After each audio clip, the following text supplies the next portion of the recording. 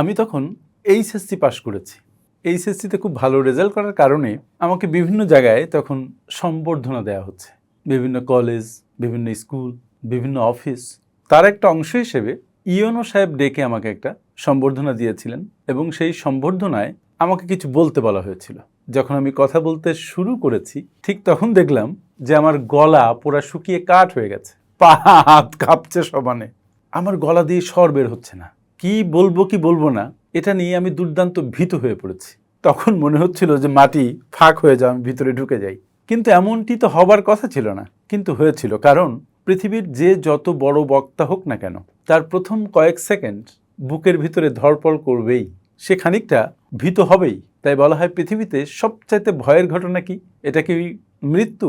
হ্যাঁ, মৃত্যু তো ভয়েরই, কিন্তু তার চাইতে আর একটা ভয় আছে, সেটা হচ্ছে জনসম্মুখে দাঁড়িয়ে কথা বলার ভয়, বক্তৃতা দেওয়ার ভয়। আমি গত 20-30 বছর বিভিন্ন সেমিনার, বিভিন্ন ট্রেনিং সেশন, বিভিন্ন টেলিভিশন, বিভিন্ন পডকাস্ট, এসব জায়গাতে কথা বলছি। তারপরও যখন আমি কোনো ট্রেনিং সেশনে অনেক লোকের সম্মুখে দাঁড়াই বা কোনো সেমিনারে খুব বিজ্ঞ লোকদের সামনে দাঁড়াই, তখন ভেতর থেকে এক ধরনের অস্থিরতা বা ভয় বেরিয়ে আসে। এবং মজার ব্যাপার হচ্ছে আপনার সামনে যারা দাঁড়িয়ে আছে তারা আপনার এই ভয়টা খেয়াল করছেন। আর যখন আপনি ক্যামেরার সামনে বক্তৃতা দিবেন তখন ভয় আরও গতি পাবে। যখন আপনি ইন্টারভিউ বোর্ডের সামনে দাঁড়াবেন, যখন আপনি অফিসে কোনো প্রেজেন্টেশন দিবেন, অথবা ইউনিভার্সিটির কোনো ক্লাসে আপনি ক্লাস নেবেন, তখন আপনার হাত পা কাঁপবে, গলা শুকিয়ে আসবে, যেমন আমার এসেছিল। আপনার মনে হবে পায়ের তলায় মাটি নেই, মাঝে মাঝে মনে হবে ভিতরে শক্তি নেই। আবার যা বলবেন বলে মনে করেছিলেন মনে হচ্ছে সব গুলিয়ে যাচ্ছে, মাথা থেকে সব কিছু উধাও হয়ে গেছে। এই হচ্ছে মানুষের সামনে বক্তৃতা দেওয়ার আগের অবস্থা। বন্ধুরা, আপনারা যারা আমার এই ভিডিও শুনছেন তাদেরও যদি আমার মতো একই অবস্থা হয়ে থাকে, তাহলে এই ভিডিওটি আপনার জন্য। কয়েক মিনিট সময় লাগবে, প্লিজ ভিডিওটা স্কিপ না করে একটু শুনুন। এটা হয়তো আপনার পরবর্তী বক্তৃতাকে উন্নত করতে সহায়তা করবে। আপনি যদি স্কিলড হন, তাহলে কোনো বিষয় না বুঝলেও আপনাকে যদি কোথাও দাঁড় করিয়ে দেওয়া যায়, আপনি যদি নির্ভীক হতে পারেন, তাহলে অনেক কিছু বলতে পারবেন। আর আজকের যে আলোচনা আমি করছি, এটা বিশেষ কোনো থিওরি না, এটা একটা প্র্যাকটিক্যাল টিপস। এই টিপসগুলো ফলো করলে আপনার ভেতরের ভয় দূরে চলে যাবে এবং আপনি যেমনটি বক্তৃতার মধ্যে বলতে চান সুন্দরভাবে তেমনটি উপস্থাপন করতে পারবেন। তাহলে চলুন, আলোচনাটা কয়েকটা ধাপে ভাগ করা হয়েছে, আমি এক এক করে আলোচনা করি। তবে হ্যাঁ, 5টি পয়েন্ট নিয়ে কথা বলবো, শেষের পয়েন্টটি দুর্দান্ত গুরুত্বপূর্ণ। সুতরাং 4 নম্বর পয়েন্টে থেমে যাবেন না। ধাপ নাম্বার 1, ভয় নামক ভূতটিকে চেনা এবং জয় করা। দেখুন, আমার আপনার এরকম শত শত মানুষ যারা হাজার হাজার বক্তৃতা দিয়েছে, তারাও যখন স্টেজে প্রথম উঠে দাঁড়ায় তখন তার বুকের মধ্যে একটা কাঁপন ধরবেই, একটু ভয় ভয় ভাব কয়েক সেকেন্ড থাকবেই। আস্তে আস্তে সেটা কাটতে শুরু করবে। আপনার কাজ হচ্ছে ভয় পাওয়া যে একটা নর্মাল ব্যাপার, এটাকে মনের মধ্যে ধারণ করা, মেনে নেয়া। তার মানে আপনি যখন অনেক লোকের সামনে বক্তৃতা দিতে উঠলেন তখন আপনি একটু ভয় পাবেন, এটাই সত্য, মেনে নিন। যখনই আপনি ভয় পাবেন তখন মনে করবেন যে ইট ইজ ভেরি নর্মাল এবং আপনি বিষয়টার উপরে বেশ সিরিয়াস। ভয় কাটানোর জন্য আমি কয়েকটা টিপস দিই। নাম্বার 1, 3-3-3 রুলস ফলো করুন। স্টেজে ওঠার জাস্ট 2 মিনিট আগে 3 সেকেন্ডে বুক ভরে শ্বাস নিন, 3 সেকেন্ড হোল্ড করুন, তারপরে 3 সেকেন্ডে ছাড়ুন, নাক দিয়ে নিয়ে মুখ দিয়ে ছাড়ুন। এটি আপনার মস্তিষ্কে অক্সিজেনের সরবরাহ বাড়িয়ে আপনার হার্টবিটকে শান্ত করে দেবে। Mindset shift. আপনি ভাববেন না যে সবাই আপনার ভুল ধরার জন্য বসে আছে। এই মাইন্ডসেট থেকে বরং আপনি এইভাবে ভাবুন যে সামনে যারা বসে আছে তারা আপনার ভুল ধরছেন না, বরং তারা আপনার কথা মনোযোগ দিয়ে শুনছেন এবং আপনি যা বলছেন তা তারা কমিউনিকেটেড হচ্ছে।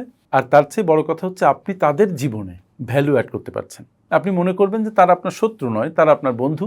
আপনি যা বলবেন তা থেকে তারা উপকৃত হবে এবং তারা অনেক কিছু শিখবেন। আর সবচেয়ে বড় কথা, আপনি সেখানে কোনো পরীক্ষা দিতে যাননি, আপনি ফাঁসির আসামি নন। আপনি সেখানে গেছেন, আপনি যা জানেন এবং আপনার যে আইডিয়া আছে সেটা আপনি তাদের সাথে জাস্ট শেয়ার করতে চান। Very normal. ধাপ নাম্বার 2, বিষয়বস্তুর উপর দখল। ধরুন আপনি গেছেন ফাইন্যান্স নিয়ে কথা বলতে, কিন্তু ফাইন্যান্স সম্পর্কে আপনার স্পষ্ট ধারণা নেই। তাহলে কি হবে? আপনি যে বক্তৃতাটা দিবেন সেই বক্তৃতা আপনার ভেতর থেকে স্বপ্রণোদিতভাবে উচ্চারিত হবে না, কারণ আপনি বিষয়বস্তুর উপরে সঠিক ধারণা রাখেন না। কিন্তু যদি যে বিষয়টা আপনি বলবেন সেটা আপনি জানেন, তাহলে আপনি দেখবেন অনর্গল কথা বলে যাচ্ছেন, আপনার এদিক ওদিক তাকানো লাগছে না, আপনার চোখ বন্ধ করে স্মরণ করা লাগছে না, আপনি স্পষ্টভাবে কথা বলছেন এবং সবাই আপনার কথা মন্ত্রমুগ্ধের মতো শুনছে। তাই ভালো বক্তা হবার অন্যতম শর্ত হচ্ছে আপনি আপনার বিষয়বস্তুর উপরে দখল আনবেন, ভালো করে জেনে নেবেন, বারবার প্র্যাকটিস করবেন, প্রস্তুতি গ্রহণ করবেন। আর প্রস্তুতি নেওয়ার সময় 3টা জিনিস মাথায় রাখবেন। প্রথম যে বিষয়টি মাথায় রাখবেন সেটা হচ্ছে আপনি কিভাবে শুরু করছেন এবং কিভাবে শেষ করবেন। শুরু করার সময় যদি কোনো গল্প দিয়ে শুরু করতে পারেন সেটা সবচেয়ে ভালো হয়, কারণ গল্প সবাই কমিউনিকেট করতে পারে, সবাই মনে রাখতে পারে। মনে রাখবেন যে প্রথম 30 সেকেন্ড আপনার বক্তব্যের খুব ইম্পর্ট্যান্ট। এই 30 সেকেন্ড যদি কেউ আপনার বক্তব্য শুনে তাহলে পরবর্তীতে হয়তো সে পুরো ভিডিওটাই শুনবে, পুরো বক্তৃতাটাই শুনবে। আর শেষ করবেন খুব ইম্পর্ট্যান্ট কোনো মেসেজ দিয়ে, যেটাকে বলে call to action. 2 number tips হচ্ছে সহজ ভাষা ব্যবহার করবেন। অনেকে মনে করে যে কঠিন কঠিন জার্গন ব্যবহার করলে, দুর্দান্ত কঠিন কঠিন শব্দ চয়ন করলে মনে হয় যারা সামনে আছেন তারা খুব বাহবা দিবে। It is not true. সবচেয়ে সহজ বাংলা আর ইংলিশে বললে সবচেয়ে সহজ ইংলিশ আপনি প্রেজেন্ট করবেন। তাতে যেটা হবে, সব ধরনের শ্রোতারা আপনার কথা শুনবে, বুঝবে এবং কখনো কখনো আপনার কথার সাথে তারা মনে মনে চিত্রকল্প আঁকবেন।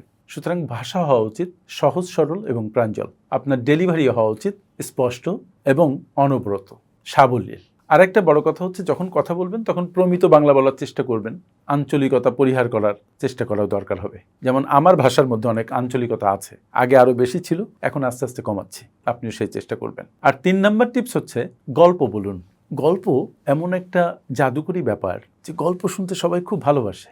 গল্প কিভাবে বলছেন সেটা খুব ইম্পর্টেন্ট বিষয়, গল্প কেউ ভুলে না। আর সেজন্য আপনি যখন প্রেজেন্ট করবেন তখন তার মধ্যে ছোট ছোট গল্প রাখুন। শুরুতে যদি পারেন গল্প বলুন, গল্পের সাথে আপনার এক্সপেরিয়েন্সকে কানেক্ট করুন, শ্রোতাদেরকে কানেক্ট করুন, তাহলে সেটা উপভোগ্য হবে এবং সবার সাথে একটা জোরদার কমিউনিকেশন হবে। বডি ল্যাঙ্গুয়েজ ও কণ্ঠস্বরের জাদু শুনুন।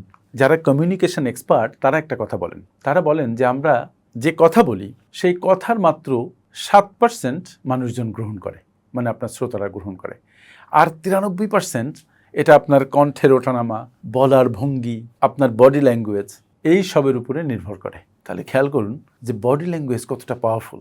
আপনি পকেটের মধ্যে হাত ঢুকিয়ে কথা বলছেন, অথবা ঠিক এরকমভাবে স্টিপ হয়ে কথা বলছেন, অথবা এরকম স্ট্রেট হয়ে কথা বলছেন, আপনার সামনে যতগুলো চোখ স্পষ্টভাবে সেগুলো দেখছেন এবং আপনার বক্তৃতা, আপনার ডেলিভারি, আপনার প্রেজেন্টেশন সুন্দর হচ্ছে না, হবে না। তাই বডি ল্যাঙ্গুয়েজ খুব বড় একটা বিষয়। আপনার হাঁটার স্টাইল, আপনার হাতের প্রক্ষেপণ, আপনার হাসি, আপনার শব্দ চয়নের ঢং, কখনো শব্দ চয়নের ওঠানামা, এগুলো দুর্দান্ত প্রভাব ফেলে একটা বক্তৃতায়। ভালো বক্তা হতে চাইলে 3টা বডি ল্যাঙ্গুয়েজের নিয়ম পারলে ফলো করুন। প্রথমটা হচ্ছে আই কন্ট্যাক্ট। আমাদের এক স্যার ছিলেন ঢাকা ইউনিভার্সিটি ইকোনমিক্সে, উনি দরজার পাশে দাঁড়িয়ে বা স্টেজে দাঁড়িয়ে আকাশের দিকে তাকিয়ে কথা বলতেন। আমরা তার বক্তৃতা শুনতাম, জ্ঞানী মানুষ, কিন্তু সঠিকভাবে কমিউনিকেটেড হতাম কিনা উনিও খেয়াল করতেন না। আপনি যখন কোনো পাবলিক স্পিকিং করবেন তখন চেষ্টা করবেন দর্শকের সাথে বা অডিয়েন্সের সাথে আই কন্ট্যাক্ট বজায় রাখতে, যেন আপনি তাদেরই একজন, আপনি তাদের মধ্য থেকে তাদের মনের কথা বলছেন। যদি অনেক বড় হলরুম হয় আপনি নিজেকে ঘোরান, কেউ যেন মনে করে না যে আপনি তাদের থেকে বিচ্ছিন্ন এবং তাদেরকে আপনি কম গুরুত্ব দিচ্ছেন। তারপর হচ্ছে সেকেন্ড হচ্ছে ওপেন বডি ল্যাঙ্গুয়েজ, ক্লোজড না। বুক সোজা করে দাঁড়ান, হাত দুটো পকেটে থাকলে পকেট থেকে বের করেন, হাত দুটো সামনে রাখুন। যখন হাত যেভাবে প্রক্ষেপণ দরকার সেভাবে করুন, অতিরিক্ত হাত নাচাবেন না। নো, যেটা দরকার সেটা করুন, আপনার যেটা ভাল লাগে যেভাবে, আরও কিছু করা দরকার নেই, বাট কিছু নিয়ম ফলো করুন। আপনি যখন কথা বলার সাথে সামঞ্জস্য রেখে হাত নাড়াবেন তখন লোকজন বুঝবে যে আপনি খুব কনফিডেন্ট, আপনি যেটা বলছেন সেটা বুঝে বলছেন। ভয়েস মডুলেশন, একটা জিনিস খেয়াল করেছেন, কোনো বাচ্চাকে যদি আপনি কানে কানে বলেন, এই শোনো তোমার আম্মু তোমাকে ডাকছে, বাচ্চা মনে করবে তাকে খুব গুরুত্ব দিয়েছেন, সে সাথে সাথে আম্মুর কাছে দৌড়ে যাবে। আর যদি সমান্তরাল ভয়েসে বলেন, এই তোমার আম্মু তোমাকে ডাকছে, হয়তো সে পরে যাবে, গেলে যাবে, না গেলে না যাবে, এরকম একটা অবস্থা। বক্তৃতার মাঝে কখনো উচ্চ স্বর, কখনো মধ্যম স্বর, কখনো নিম্ন স্বর ব্যবহার করা খুব দরকার। কখনো প্রশ্ন ছুড়ে দেয়া, কখনো পজ নেয়া, কখনো দাড়ি নেয়া দরকার। স্ট্রেট কথা বলে গেলাম একই ভঙ্গিতে, এক জায়গায় দাঁড়িয়ে চুপচাপ, মানুষজন শুনবে না, শুনলেও মনে রাখবে না, সে কমিউনিকেটেড হবে না, তার মন এখানে থাকবে না, সে হয়তো চোখ বন্ধ করে ঘুমাবে। স্পিকার যখন কথা বলবেন তখন যেন কেউ ঘুমানোর সুযোগ না পান, এটাও স্পিকারের খুব বড় একটা দক্ষতা। মাঝে মাঝে গুরুত্বপূর্ণ কোনো মেসেজ দিয়ে 1-2 সেকেন্ড পজ নিন, সবাইকে হজম করতে দিন কথাগুলো, তারপরে আবার বলা শুরু করেন। আরেকটা কথা, যখন প্রথম স্টেজে দাঁড়ান তখন কয়েক সেকেন্ড পজ নিয়ে সবাইকে একটু দেখুন, দেখবেন আপনার ভয় কেটে গেছে এবং সবাই আপনার কথা শোনার জন্য অধীর আগ্রহে অপেক্ষা করছে। আয়না ও ক্যামেরার সামনে রিহার্সাল। আপনি কি জানেন একজন বক্তা ফাইনালি বক্তৃতা দিতে স্টেজে ওঠার আগে কতবার প্র্যাকটিস করেন? কেউ 100 বার, কেউ 50 বার, কেউ 20 বার, কেউ 10 বার, কিন্তু প্র্যাকটিস করেন। আপনি আয়নার সামনে দাঁড়িয়ে কথা বলুন। আয়নার মধ্যে যিনি আছেন উনিই আপনার অডিয়েন্স। বারবার প্র্যাকটিস করুন। কিভাবে কথা বলছেন, ভয়েস মডুলেশন কেমন হচ্ছে, ভয় পাচ্ছেন কিনা, তথ্যগত কোনো ত্রুটি আছে কিনা, আপনার কথার সাবলীলতা আছে কিনা, এসব কিছু আপনি পরখ করুন। যখন বারবার প্র্যাকটিস করবেন এবং এক পর্যায়ে স্টেজে দাঁড়িয়ে কথা বলা শুরু করবেন, তখন আপনার আর কোনো কিছু কঠিন মনে হবে না, মনে হবে এটা তো আপনি জানেন। সো রিহার্সাল করা খুবই দরকার। আমরা দেখতাম ছোটবেলায় যাত্রা শিল্পীরা স্টেজে ওঠার আগে অনেকবার, অনেক দিন সন্ধ্যায় প্র্যাকটিস করতেন। করতে করতে পরিপক্কতা আসতো এবং যখন স্টেজে আসতেন তখন আর ভুল হতো না। যারা বক্তৃতা দেওয়া শিখবেন তাদেরকে আমি অনুরোধ করি যে সপ্তাহে কয়েকদিন, খুব কম হলেও 3 দিন নিজের সাথে নিজে প্র্যাকটিস করুন। আমি হলপ করে বলতে পারি 1 মাসের মধ্যে আপনি আপনার পরিবর্তন দেখতে পাবেন। ধাপ নাম্বার 5 এবং সবচেয়ে গুরুত্বপূর্ণ ধাপ, যেটা আমি প্রথমে বলেছিলাম, অডিয়েন্সকে বুঝতে পারা এবং অহংকার পরিত্যাগ করা। আপনি হয়তো বিরাট বড় বক্তা, আপনার প্রচুর নামডাক, আপনি স্টেজে উঠলেন, উঠে আপনার জ্ঞান গর্ভ বক্তৃতা দেওয়া শুরু করলেন, নিজের ভেতরে ভেতরে নিজে অহংকার লালন করলেন। It is a wrong concept. প্রথম কথা হচ্ছে আপনি কাদের সাথে কথা বলছেন তাদেরকে বুঝতে হবে। এই অডিয়েন্স কি কারখানার শ্রমিক? এই অডিয়েন্স কি রাজনৈতিক নেতৃবৃন্দ? এই অডিয়েন্স কি শিক্ষক সমাজ? এই অডিয়েন্স কি ছাত্ররা? কারা? তাদের সম্পর্কে আগে ধারণা নিন। আপনি যত বড় বক্তাই হন না কেন, যদি অডিয়েন্সকে বুঝতে না পারেন এবং তাদের যেভাবে কমিউনিকেশন হলে তারা বুঝতে পারে সেইভাবে ডেলিভারি করতে না পারেন এবং তাদের যেটা দরকার সেটা আপনি না বলতে পারেন, আপনার বক্তৃতা ওয়ার্ক করবে না। সবচাইতে বড় বক্তা হচ্ছেন তিনি, যিনি বুঝেন তার অডিয়েন্স কি শুনতে চাচ্ছেন।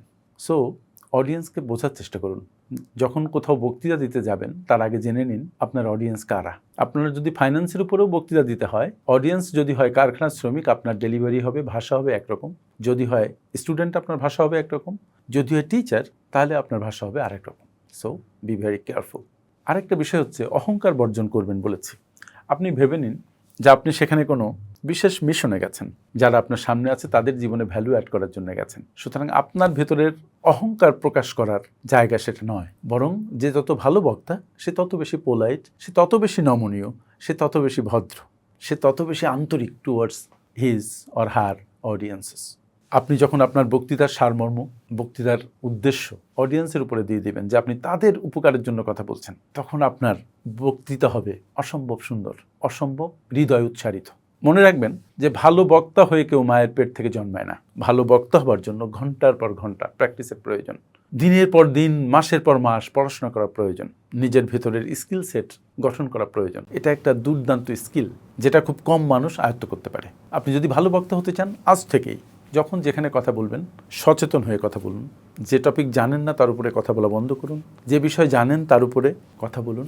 গ্রুপ মিটিংয়ে আপনি কথা বলা শুরু করুন, চায়ের আড্ডায় কথা বলা শুরু করুন। যার সাথে দেখা হবে, যার সাথে কোনো মিটিং হবে, তার সাথে সুন্দর করে কথা বলুন।